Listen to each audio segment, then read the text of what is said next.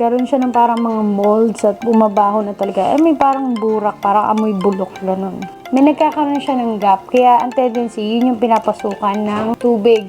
Ginaganyan ko talaga. Yung iba na nasa medyo baba, natatanggal. Pero yung sa gilid, ayaw matanggal. So, nakakainis. So far, okay naman. Sabi ko nga pansamantagal, okay naman sa mata. Pero feeling ko papalitan ko rin siya after.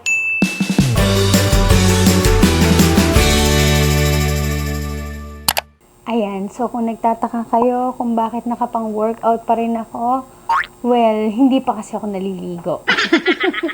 Nag-walking kasi ako kaninang umaga and honestly, it's already 10:30 in the evening. Ang plano ko nga is Sensya na umiyak yung aso ko sa kabila. I-makeover ko yung aming lababo at yung banyo. Pero since hindi ko yung magagawa lahat ngayong gabi, teka lang. So, since hindi ko naman matatapos to lahat, ang gagawin ko muna ngayon is tanggalin yung mga nakadikit na wallpaper dito sa lababo. So, kakatapos ko lang kasi maghugas and ito yung sinutukoy ko, yung pinaka nakadikit na mga wallpaper dyan. Kasi, sira na yung pinaka tiles nung lababo. Ano siya, may mga gap, kaya yung mga gap na yan, parang nagkakaroon siya ng, di ba may gap, may basag. At yung gap, doon pumapasok yung tubig. So, ang tendency kapag nababasa siya is na tumutulo siya sa ilalim, yung sa mga cabinet. So, ayun. Nagkaroon din ng problema doon sa ilalim. Yun, soon ko siyang gagawin. Eto muna. So, ang plano ko is tanggalin muna lahat ng wallpaper at papalitan ko siya nitong ganito. Self-leveling na epoxy colored sand floor paint. Yan. 4 kilos kasi yung nabili ko. Tanggalin ko muna lahat ng gamit dito. Bukas, tsaka ko ilalagay. Titimplahin ko na, tsaka ko lalagay. Yes? Kaya, pag natapos ako, tsaka pa lang ako maliligo. Kaya, yes, kanina pa ako hindi naliligo. Okay, so magsisimula na ako guys ha. Inaantok na ako. So, I'll just do it as fast as I can. Inaantok na ako. Basta gets yun na yun. Okay, tanggalin ko muna yung lahat ng gamit. Fast forward ko na lang guys ha. Para mabilis. Ako ba lalagay ito? Dito. Dito. Ayan, antok na kasi talaga ako. Wag mong galawin yan, Dapi, ha? Dapi! No!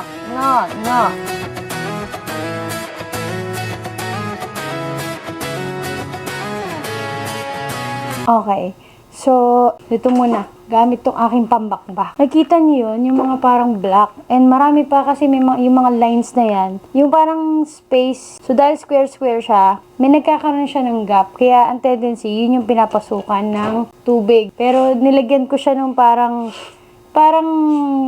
pandikit siya na hindi sana pasukan. Yun nga lang, talaga naiipunan pa rin ng tubig. Kaya, karoon siya ng parang mga molds at bumabaho na talaga. May parang burak, parang amoy bulok, ganun.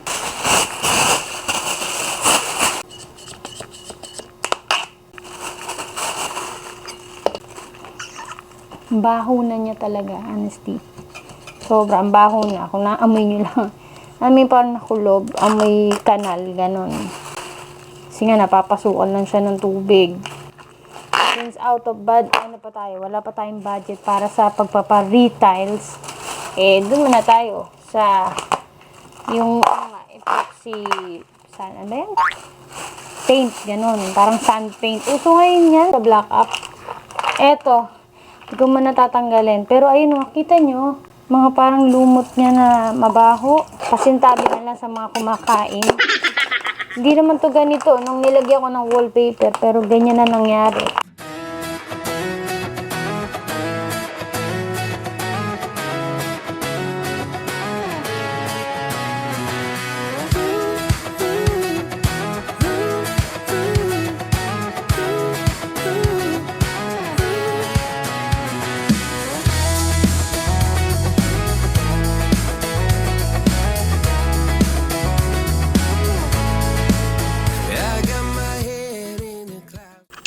Okay, so natapos ko nang tanggalin yung mga wallpaper dito and as you can see, ganyan yung itsura niya. nag-black talaga yung parang nagmantsa talaga yung previous na wallpaper na talagang madikit. Okay, natanggal lang yung pagkakadikit niya dahil napapasukan nga ng tubig sa loob. Pero kung dun sa ibang part na walang black, dun sa may dulo, yun talagang nahirapan akong tanggalin yung pinaka-wallpaper. So, anong oras na? Almost 12 a.m. Tutuloy ko na to bukas. Ang mahalaga natanggal ko na para bukas dire-diretso na ako. And maliligo na sana ako, kaya lang naalala ko, meron pa akong isasampay ito.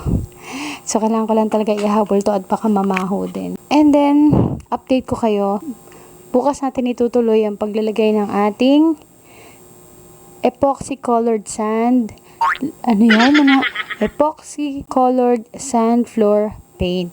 Bukas alamin natin kung paano ba siya inaayos, tinitimpla, piniprepare, at saka nilalagay. So, nanood na rin ako ng ibang videos kung paano siya gawin and sabay-sabay natin siyang gagawin bukas. Okay? Kasi yung pampahid niya. At, kunin ko nga eh. Ano nilagay?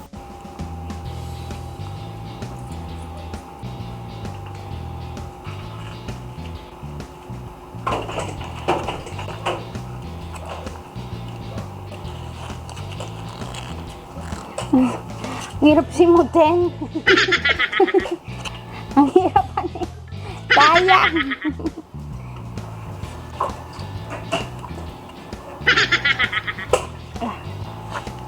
Simut ko ba to? Dami pa. Hirap simutin. Yun. Oo.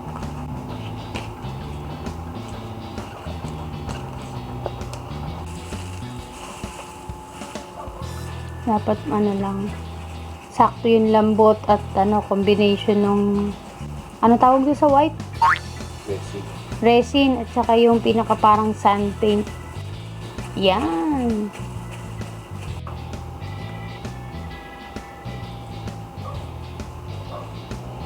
Yan, lalo yung mga gilid-gilid, mga sulok. Yun yung pinapasukan ng tubig.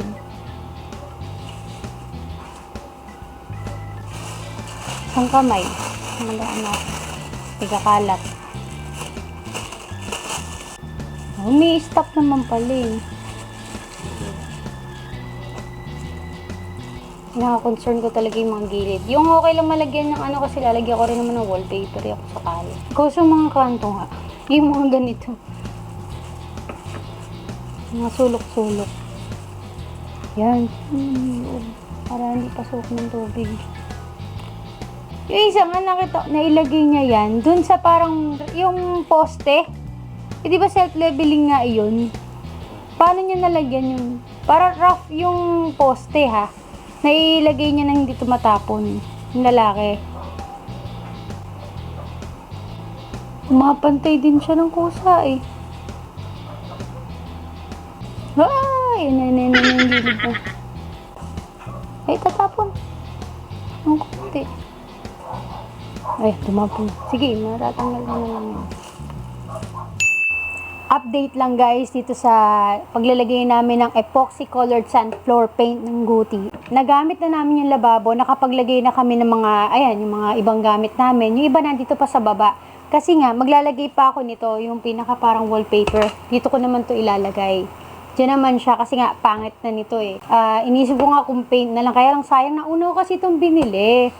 Nung hindi ko pa kasi alam na meron ng paint na pwede sa tiles, pwede sa bato, sa kahoy, bakal. Yung parang isang paint lang pero pwede sa lahat. Nito ko lang nakita, nakabili na ako nito. So sayang naman. And since may design naman siya, dito ko na lang siya ilalagay. Okay na, nailagay na, 'di ba? Madaling araw, overnight, gising ako ng madaling araw mga 4 AM.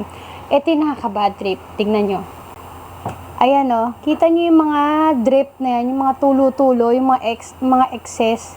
Kasi self-leveling to eh. Siya nakalagay naman, naka-indicate naman na self-leveling siya talaga. So, nung bago ako matulog, ako kasi yung huling natulog eh. So, bago ako natulog, inano ko pa yan, pinunasan ko pa. Although may mga natirang mga, yung patak-patak na dun sa lababo. Sabi ko, matatanggal ko naman yan. Sa umaga matutulog na kasi 1:30 AM, nagigising ako ng 4. Pero, yung iba, pinunasan ko na talaga. So, yung patak na lang kasi madali ko na yung babakbakin. Nung paggising ko na umaga, dami na.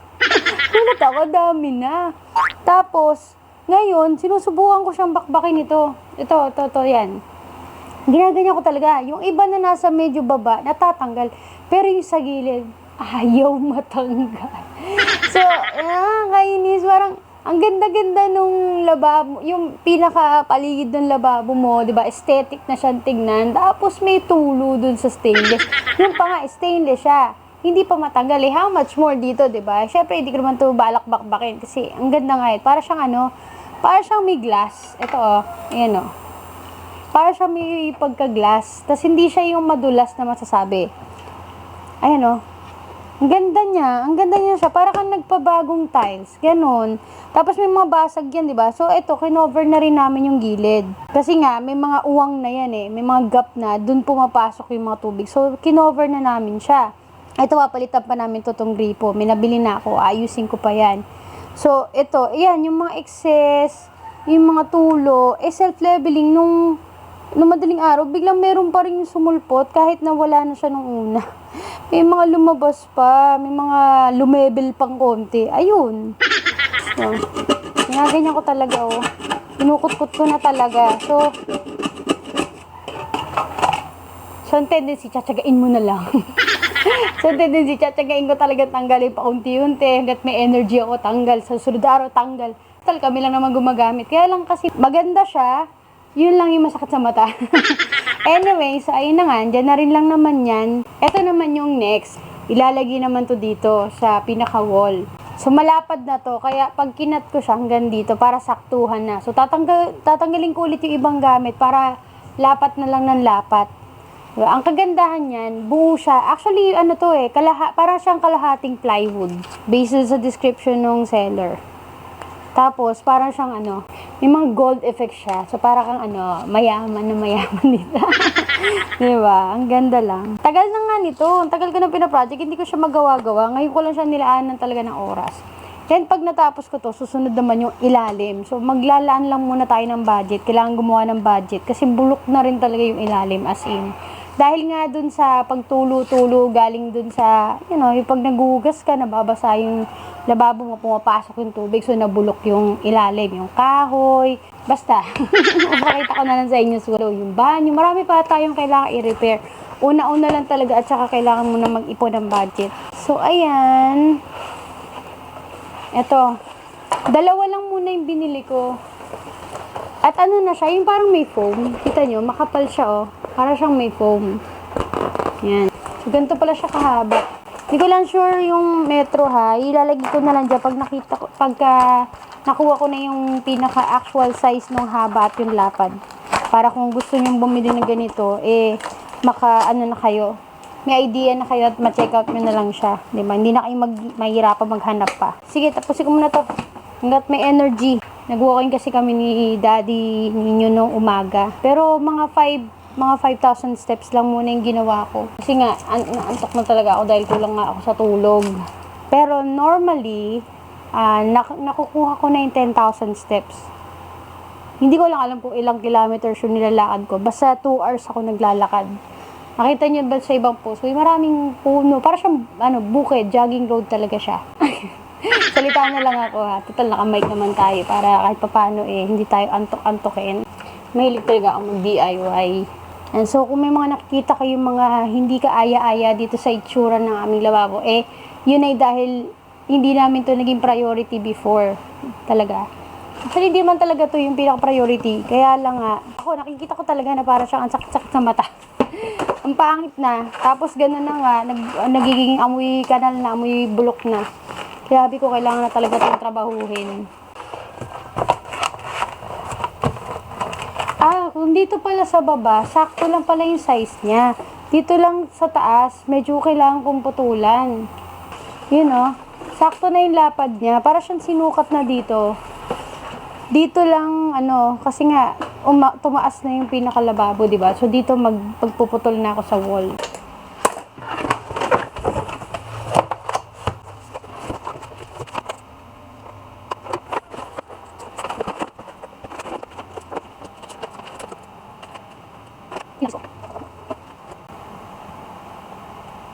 So, gamitan ko na lang muna ng metro pang So, ang taas niya ay 2 feet, 60 cm.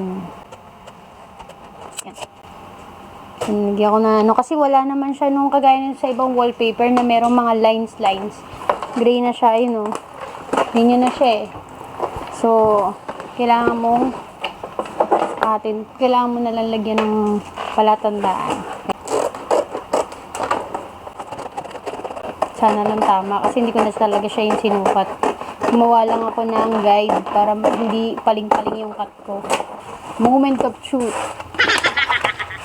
Oh, di ba? Sakto.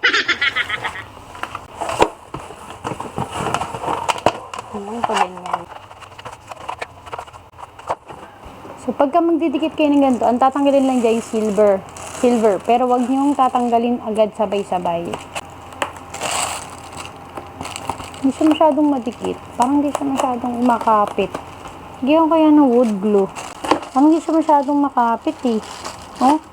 Yung isang nabili ko na makapit.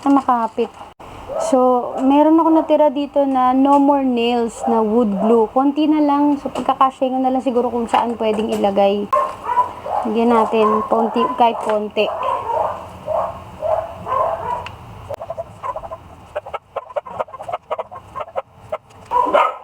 Ito yung kasama nung epoxy color sand floor paint na nilagay namin kagabi.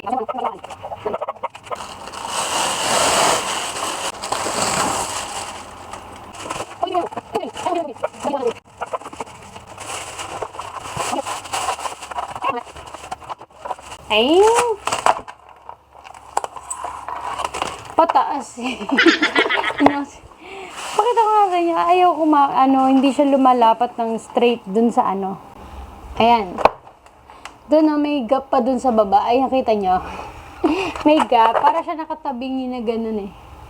So, kailangan ko tanggalin. Meron na itong ano ba gagawin ko dyan? I'll try again.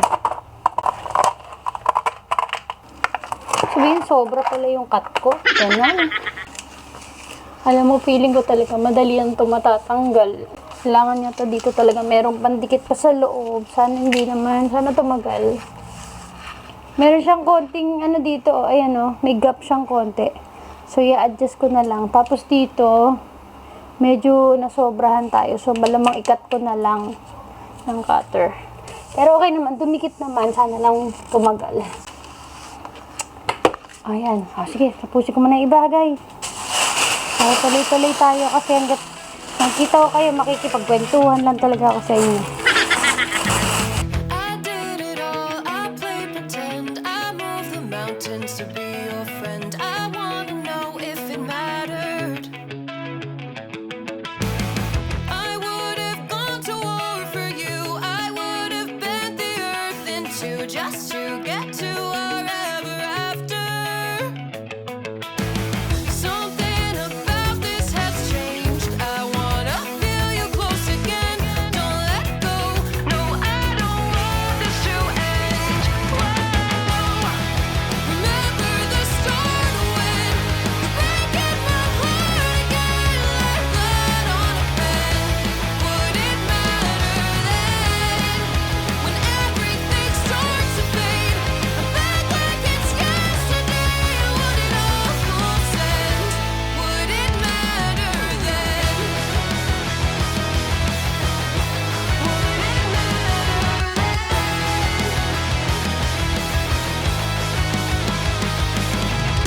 I did it all, I pulled the weight on my shoulders like it was fate. Don't tell me it was for nothing. You told me love wasn't true 'cause it didn't feel real to a cynic like you. But I'm pretty sure we walked into something. Something about this has changed. I wanna feel you close again. Don't let go. No, I don't want this to end.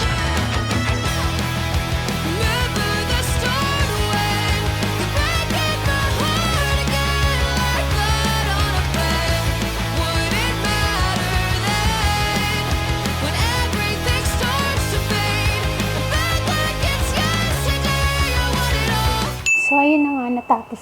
Mas kinakaganto na ako kasi nga maliligo na ako, ha? So, tinapos ko na nga itong aking lababo. Actually, hindi pa siya totally tapos kasi meron pa sa ibaba. So, iniisip ko kung pipinturahan ko na lang. Pero yung pinto, papalitan ko yan definitely. Yan. So, itong mga part na lang na ganito yung wala pa. At yung pinto, papalitan ko yan. At saka yung ilalim, yung pinaka, cabinet. Yan. So, papalitan ko pa rin yan. So far, okay naman. Sabi ko nga pansamantagal. Pero, feeling ko papalitan ko rin siya after maybe a few months. Kasi mas gusto ko yung parang minimalist Parang plain lang. So, okay na muna yan hanggang sa masira siguro. Or pag trip ko, palitan ko na. Hindi ko alam. As long as it's doing its purpose. Oo ba? As long as nagagawa niya yung purpose niya, game, okay naman siya. Ipitin ko na muna to. Lalagay ko muna yung mga gamit namin para magamit na siya. At saka yung mga tulo-tulo doon sa lababo, kailangan ko lang talaga ding tanggalin. So, ayun lang. Dito ko natatapusin yung aking vlog. And salamat sa panood. Abangan niyo yung mga susunod nating DIY dito sa ating bahay. Okay? Salamat mga ka-home base kada. Bye for now.